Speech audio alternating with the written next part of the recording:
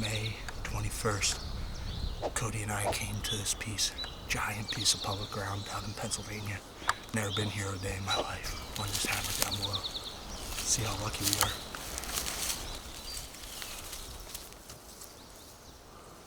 I'm gonna try to get him real fired up and shut up.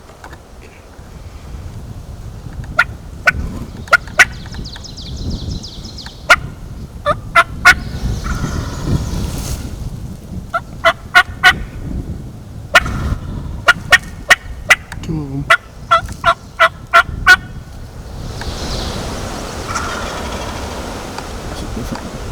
I told you there's two.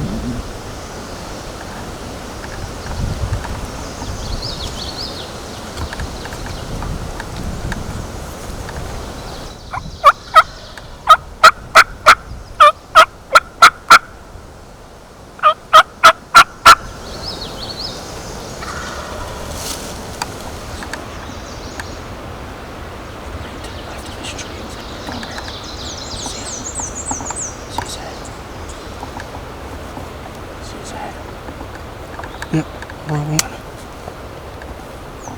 Yep. Yep. It's too much stuff. You're gonna have to do it soon. After this big tree.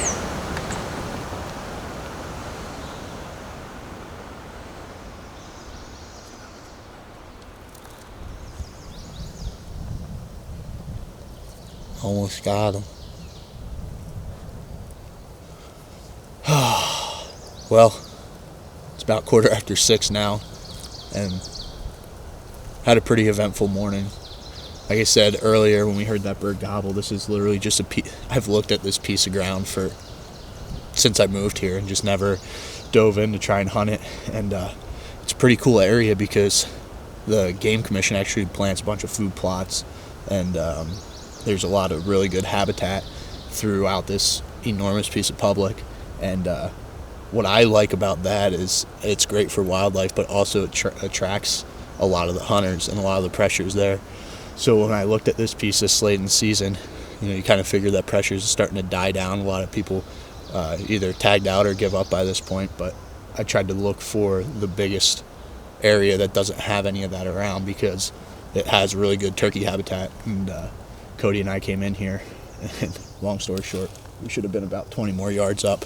Called both of them in, and we were just kind of like in this little divot, and I just could never see him when I had a shot. Cody wasn't on him with the camera, and he was gone just like that. No decoys, so they don't stick around long.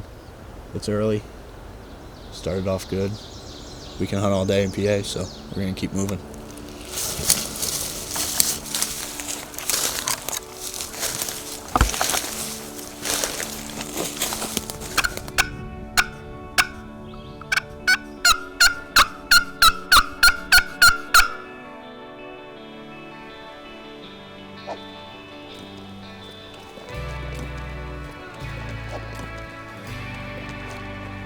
It is March 17th, St. Patty's Day. You guys already watched our hunt from last year. That was one that Cody and I came out to this piece of public that we're on right now in Pennsylvania. And we're that close to killing one. The camera saved that bird. But a problem that we had last year was not finding this spot until later in the season. So what we're doing today is coming out. It's a little nasty out, but like I said, it's middle of March. We're gonna go back and kind of retrace what that bird was doing so we have a better game plan for this upcoming spring. This piece of area, last year they burnt everything that we're walking through right now. Pretty sure they're planning to burn where we're headed and where that bird was. The hardest part we ran into was we couldn't get them right off the roost because there's a lot of mountain laurel. We're like 2,200 feet up right now, and it was just like impossible to get close to them. So got Shane with us today. We're gonna go check out, kind of go back through the hunt, what that bird did, try to figure out where those birds are roosting. We have a pretty good idea.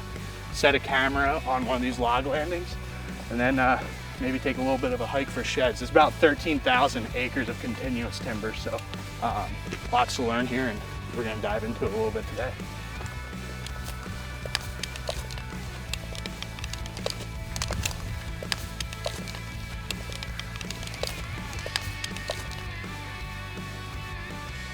So we just got up to the log landing that I was talking about. You can see it's kind of up on this top, and this bird would roost in basically 1 or 2 spots. The first day we came in here and almost killed him. It was really windy. He was down off this bank a little bit, but the nicer days and stuff like that, he seemed to kind of hug this side over here a little bit more. And just because of the time of the year, it's super open, and you can see, we'll go right over that knob, you can really see that that's a nice little, out of the entire side, there's a little bench there, which would make sense for a bird to roost, you know, right on the edge of that drop off, be able to fly almost straight down onto that bench and then work up. He never really wanted to fly right into the open, and you'll see that a lot, that if they can fly down into the woods where there's a little clearing and then kind of work their way up into a spot like this, they're gonna do that. So we got plenty of trees right here. I've got a couple steps. I'm gonna hop up in the tree, hang a camera. We got this log road right here that there's a lot of turkey tracks, turkey poop and everything coming out right through here.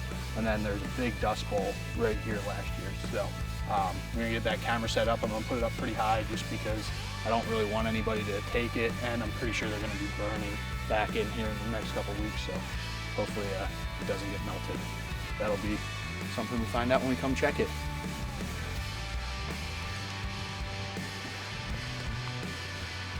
Right. All right. Nice and green.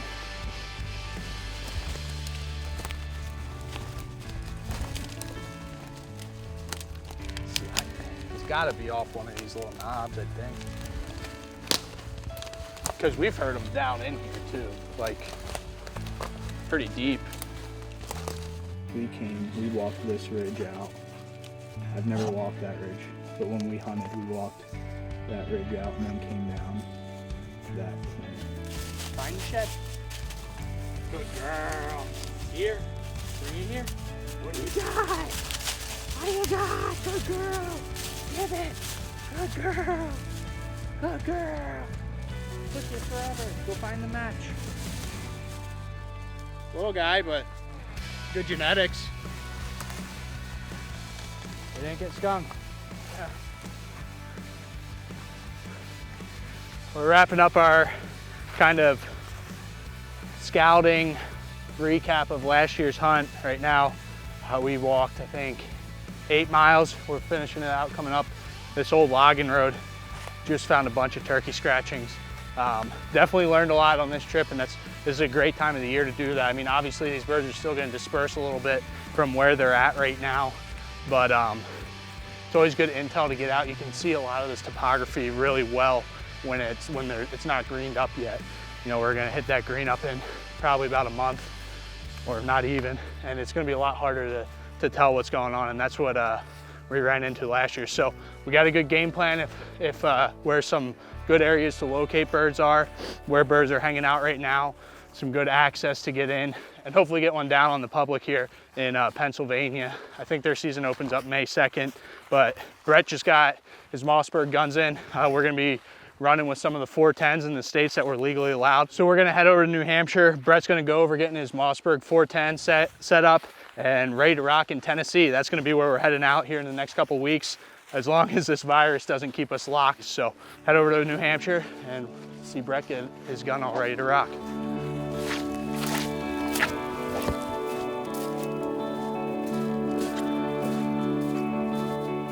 Well, John's been finding some good stuff for turkeys on public land in New York and Pennsylvania. It's late March here. I'm in New Hampshire, and I just got this Mossberg 500 turkey, and this is a sweet little rig. I cannot wait to run here this spring. 410s are not legal to hunt turkeys with in New Hampshire, but they are legal in a lot of the other states we hunt, so I'm planning on running this as much as possible this spring. Some features that I really like about this gun is they put a shorter barrel on it than the typical 500.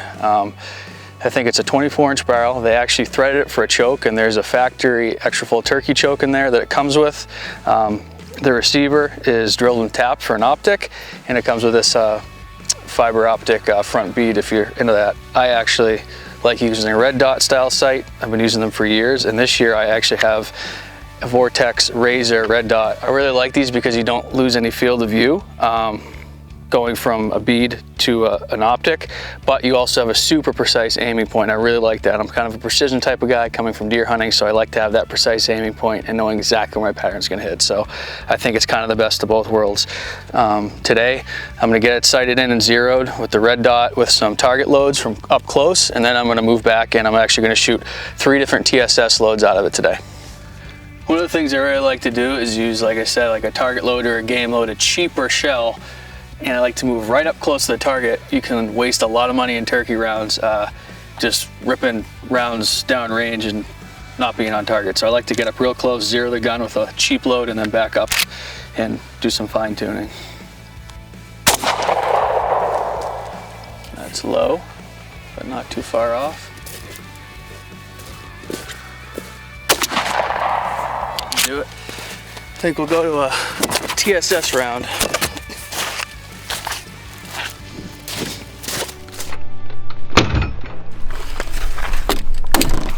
So many people that aren't familiar with the newest shot shell technology don't understand what TSS is.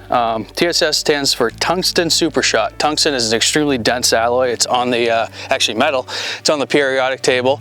So it's a naturally occurring element. And it is almost twice as dense as lead. And what that allows you to do when you're loading a shot shell, or one of these manufacturers is loading a shot shell, allows you to use smaller shot. So TSS number 9 is comparable maybe to a lead 5 or something of that nature. So you're able to load enough 9s and 10s in a 410 shell to make it comparable to a 20 gauge and even sometimes a 12 gauge. So that's how we're able to shoot these 410 loads and kill turkeys with them at 40 yards plus. So I have 3 different loads today. I have one from Federal, one from Apex, and one from Nitro Ammunition Company. I'm gonna pattern all 3 of those, see which one is giving me the densest and the most uniform pattern out of the 3, and that will be the one that I'm hunting with this season.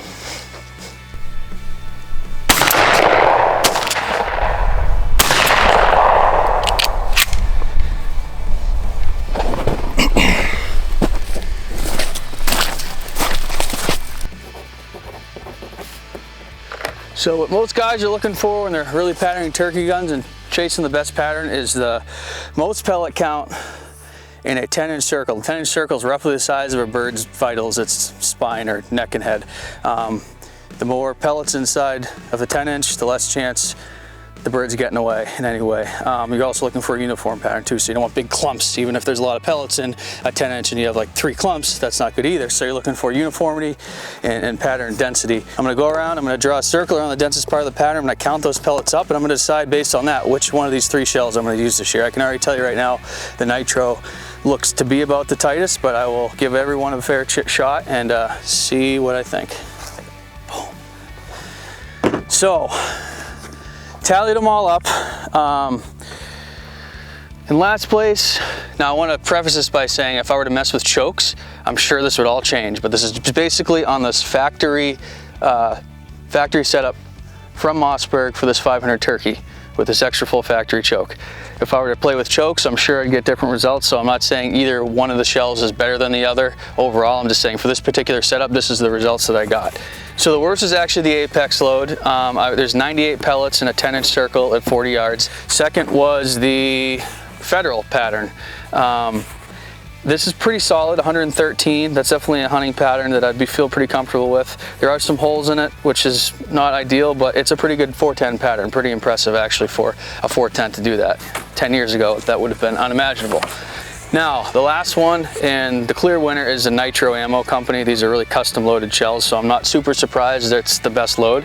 It put 167 pellets in a 10-inch, so that is more than adequate. This is probably close to a 45, maybe a 50-yard gun even. That's a really good pattern, extremely impressive for a 410. So I'm very happy with that. I will definitely hunt with that shell. Now the only thing I'm gonna do is I'm gonna adjust my point of impact slightly by circling the densest part of the pattern. Now I'm seeing a little bit off, that's fine. I'm gonna center it or zero it, and I should be good to hunt. So that's basically the process that I use to set up a gun to go turkey hunting. And now this thing is ready to kill 100%. I have no doubts about this gun killing out to probably about 50 yards this year. So you don't need to go through all this. You don't need to use a 410 or a sub gauge gun. You don't need to use expensive TSS shot. What you do really need to do is get out before the season, no matter what shotgun you have. It's fine to use your old 12 gauge with a factory choke and some cheap lead turkey loads. Nothing wrong with that. Just make sure you pattern your gun, sight it in, and make sure you have a killing pattern before you hit the woods this spring. So I'm excited for the season. We are ready to go. Unfortunately, COVID-19, this whole pandemic that's going through the world, is definitely putting a damper on our plans. We have plans to travel south next weekend to hunt Tennessee. Don't know if that's going to happen. If that doesn't happen, we might try to hunt Kentucky. We don't know. We're going to take it day by day, just like everyone else is. I'm really hoping it's not going to dramatically affect turkey season, but it's looking like it might. So just like everybody else, we're going to hang tight, play it by ear, take it day by day, and hopefully we'll have a good turkey season this year.